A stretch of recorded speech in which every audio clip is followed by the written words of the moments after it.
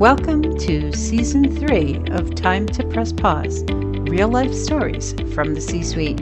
I'm your host, Ellen Williams, CEO of The Salient Strategist. And today, Ed Clementi and I are talking about his journey from executive assistant to managing director and the importance of betting on yourself. Ed Clementi is the founder of Inspired Fire, a leadership development company helping individuals and organizations ignite lasting impact through authentic, people-first leadership. Ed spent over 2 decades in financial services, rising from executive assistant to managing director at Morgan Stanley. His approach to leadership is shaped by his unconventional climb, his belief in doing what's right over what's easy, and his firsthand understanding of how culture and leadership are the 2 drivers of sustainable success. He's also the creator of the Totally Unacceptable podcast and author of the Firestarter newsletter. Welcome, Ed, to Time to Press Pause. Thank you, Ellen. Nice to be here. It's great to see you. You and I have been connected on LinkedIn for over 10 years, so I'm really excited to have our paths cross again. And although I did get a preview of your Press Pause story a few weeks ago, I'm really interested in hearing the full thing today. So please share your Press Pause story. It's super great to be here and share this story. It's really actually the first time I'm sharing this story in this kind of forum. I started my career just about over 2 decades ago. It kind of happened out of necessity. I was a young father trying to figure out what direction I was going to take, had aspirations of playing ball. But again, being a young father, it really hit home for me that it was time to grow up, become an adult, and put some of those dreams aside. I was coming up as a security guard, trying to figure out how I would make my way, get into the door of some company and build a career, whatever that career might be. I had no idea what it would be. Going back 2 decades, those were the days where things like Microsoft Word and Excel and PowerPoint, if you had those skills, you could get yourself into a nice corporation and have potentially a career. So I decided to get a job in a temp agency. And I was actually helping other people learn those software skills. And I realized I was placing them in jobs where they were making much more money than I was. I asked the owner of the company if I could sit and teach myself these programs. They said, of course you can. So I sat there night after night and I trained myself. And then when the time was right, I had asked one of the placement coordinators if they would ever consider placing me at a company. And that was the opening. And so I ended up getting a role as an administrative assistant in a big bank. And at the same time, I decided it was time to go back and finish my degree 5 nights a week and on Saturday. Right after work, taking the train, I went to Brooklyn College, finished my degree. I started it as business. I took a liking to creativity. I have a creative background. I really was getting into graphic design, making websites. And so I shifted midway to an arts and multimedia degree, all while working in a bank.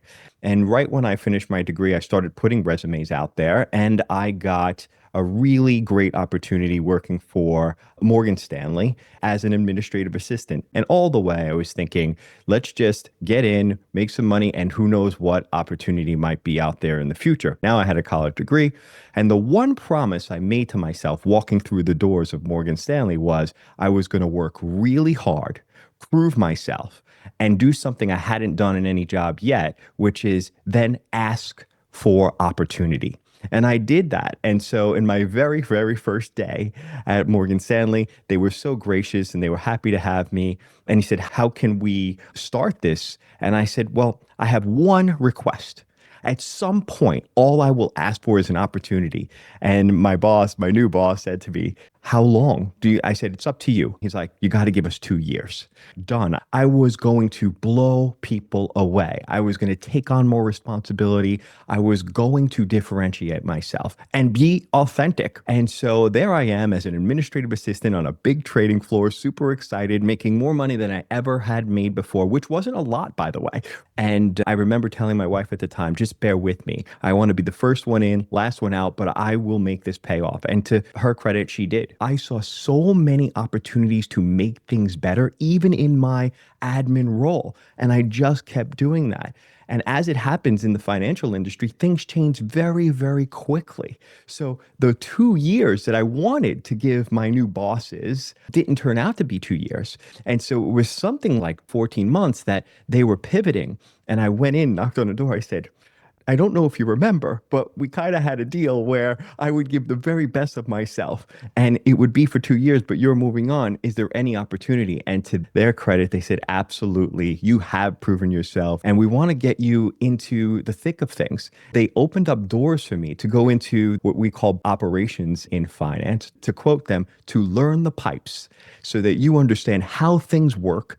And we think you have a good trajectory here. It was just on from there. I saw the light at the end of the tunnel. I started enjoying what I was doing, which really, at the heart of it, wasn't really financy stuff. It was just solving problems. I go in operations, I'm learning all these things. I remember asking my new boss, how long does it take someone to get up to speed? It says 12 months to 16 months. I took it as a challenge. I don't know if it's just the athlete or whatever. I took it as a challenge. So I said to myself, let's get this done in 3 to 6 months. Sure enough, in 3 to 6 months, I became a go-to person in operations. And in the finance world, that's all the processing of trades and the thing. And I was really enjoying being a go-to person, a problem solver, keeping my connections with the folks that I had met on the desk before as an admin. Reality struck, which is, you're in this finance organization and you're thinking, sky's the limit from a compensation perspective, but it really depends on the role. It really depends on the impact you're making.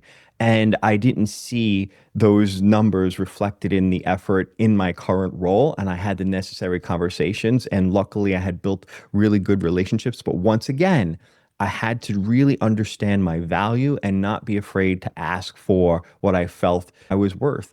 I got this call from a woman that I had worked with in my previous role. And I continued to work with her in my new role to solve problems. And she said, there's a role opening up. I put your name in the ring. And I was like, well, what is it? She's like, you're going to come into the chief operating office and you're going to help solve problems. You're going to help build controls. You're going to do these things. I never went through so many interviews in my life. I went through about 10 to 15 interviews. And I'm still young. I'm about 25, 26. They're interviewing all sorts of high profile people because the role that opened up was a senior person. And the COO, his words were, I want someone who's hungry and happy to be here. You got the job. And once again, it was on from there. Now I was in the business, which is where the revenue is generated. So it was a whole different ballgame from a compensation perspective. And really, it was up to me because I had a great boss who essentially said, here's what we hope to achieve, and gave me that leash to go figure it out. Part of my leadership ideas comes from you have someone who bets on you, who trusts you, who sees potential, and then gives you the leash to go do it. What ends up happening on the other side is you don't want to let that person down. So you work harder and harder and harder. And this person, who I'm still very close with to this day after he's retired, has been instrumental in kind of how I think about leadership. So I had the luxury of having that person guide me for 9 straight years. Together, we just kept solving those problems in a very genuine and authentic way. And then everybody knows the financial crisis hit. And that was a very dangerous time for lots of people in that industry. But for me, my career actually took off in terms of all the regulation that came down. It was like, who's going to help us solve these problems, put these controls in place, build new policies? We have this guy here who's been doing these kind of things. And luckily, my boss and his boss kept getting promoted. We were doing well and we moved up the organization together. I was building a team. Nobody was leaving my team. People wanted to come join my team. I was able to influence people that weren't on my team. And I started to think, like, what is it? And it really, somebody said to me later in my career that you have this ability to take really muddy, complex issues and problems and things, break them down into their component parts and just figure it out. When people say these things to you, you start to piece this together that this is why I'm succeeding. And actually, that's the part I really enjoy. And so when people started to say to me, we'd like you to come talk to our analyst and associate class. We'd like you to go to this event and moderate a panel. I started to do those things, at first fearful, because now I'm going to be on a stage. I'm going to do this. And, I just did it. And what I realized was I really enjoyed it. Why? Because I was doing something that I was doing every day, multiplying my impact. I started to realize that, hey, this is what I want to do. That's when the ideas start coming in my head. I think I would one day like to write a book, like to do a TED talk, like to be coaching people. Here I am in 2017, and I started to jot down like a little logo, maybe write out a course. And I came up with the idea of inspired fire. Why? Because so many people that I've come across, they're fired. That thing inside that lights up that you see every once in a while, most of the days, most of the weeks, it's dimmed. And I wanted to figure out how to light it up. And a lot of times I talk to people, I could light it up in those moments. And it's kind of like a dream. It's off to the side. It's like I kind of mentioned it to my wife at the time, but nobody wants you to walk away from the career that you're on if you're on this kind of trajectory. The top title, the big prize, is a title called Managing Director. And that was on my mind from the moment I walked in. But when you come in as an admin, it really seems like there's a ceiling there. Within 9 years of my entry into Morgan, I was a managing director. It's a hard career to walk away from, a lot of money to walk away from. In 2023, with an opportunity to continue to stay, march towards the 25 and 30-year mark of a career in finance, just go. Just legitimately take the biggest pause on anything I've ever taken in my life and take the risk. And the thing that really hit me was now I have older children and they're coming to me for career advice. In every instance, I'm guiding them more towards where their heart is. I wonder if I would give myself that same advice. And it was that moment where I said, I have a choice. I don't want to finish off this life or get to the end of my life and I say, I didn't take the chance. Here I am. I have this dangling option, like to continue my career, making a lot of money. Everybody would be comfortable around me. Nobody would have to worry, or say goodbye with no security. And then somebody said to me when I made the decision. I went up and I said, I'm not going to do this anymore. I'm going to go off and try this thing. And somebody said to me, and it really hit me, which was, but what are you going to do? Create Ed Clementi Corp? And I hadn't told a lot of people about Inspire. And I said, maybe. And he said, but then you're just betting on yourself. And I said, well, wouldn't that be something? That's when it really hit because I needed to bet on myself. I needed to prove this. And so I did it. I made a decision. I legitimately walked away from this career. I went full in on building this brand. And I had no idea how to do any of it, none of the social media stuff, none of the video recording, none of it. And I just started one by one writing my newsletter article. And I just published my 61st straight article. And so I started to build this brand and the following, and it's all organic, all real. The one thing I love is any given morning, because I put things out there, I could wake up to an amazing opportunity or message. Even with this, you pinging me and saying, hey, let's get on this podcast. I have no idea, Ellen, where this is going, but I have a vision. I will tell you, I feel like I'm on the right path. And that's all I need to know. On the right path is all you need to know. That's an interesting way of directing the rest of your life. It's that inner feeling that you're doing the right thing that feels good to you. And Yeah. I love that. That's great. Ed, this has been really wonderful. I have one last question Sure. for you. What advice do you have for leaders to when they can identify it's time for them to press pause? Yeah. The best advice I could give is we unfortunately don't listen to our bodies enough.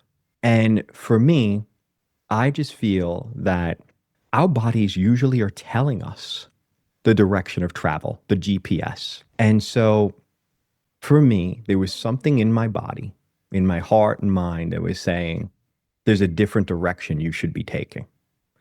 But all the realities of life and the responsibilities of life was pushing me to do the logical thing, the responsible thing. Listen to your body. Listen to your heart, listen to your mind. And it's even broader than in your career, right? You think of other things in our lives. Usually our bodies are telling us whenever you start to feel like your value set, your being is not in alignment with the direction you are in or headed, I think it might be time to press pause and figure out why. Maybe you're on the right track, but there's something in that environment that's causing you to feel a certain way, and you got to solve for that. But maybe you're not on the right track. And the analogy I use in my posts and in some of my writings is if you today went to the train station and you got on the train because you're so busy and you started getting on a train and 4 or 5 stops in, you look up because you've heard the wrong stop, you've heard and you look and oh my goodness, I'm on the wrong train. Would you stay on? And the answer is no, you wouldn't. You'd hop off. And I think it's just like that. The unfortunate truth is we stay on the wrong train too long, lots of us. For me, the advice I would just simply give is when your body starts to speak to you and you feel like this misalignment with values or what have you, it might be time to press pause and at least figure out why. Identifying the why is always a good idea, and definitely staying on the wrong train.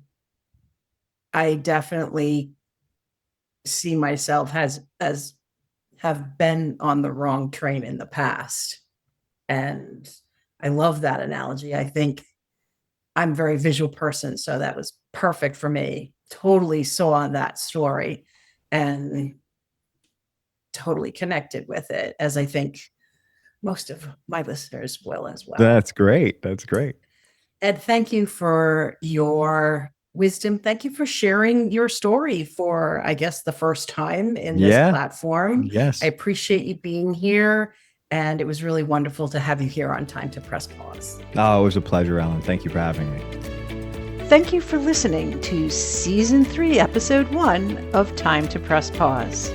If you'd like to learn more about Ed, please visit edclementi.com. If you'd like to learn more about me, please visit my website, thesalientstrategist.com, or reach out at ellen@thesalientstrategist.com. And please listen again wherever you listen to your podcasts.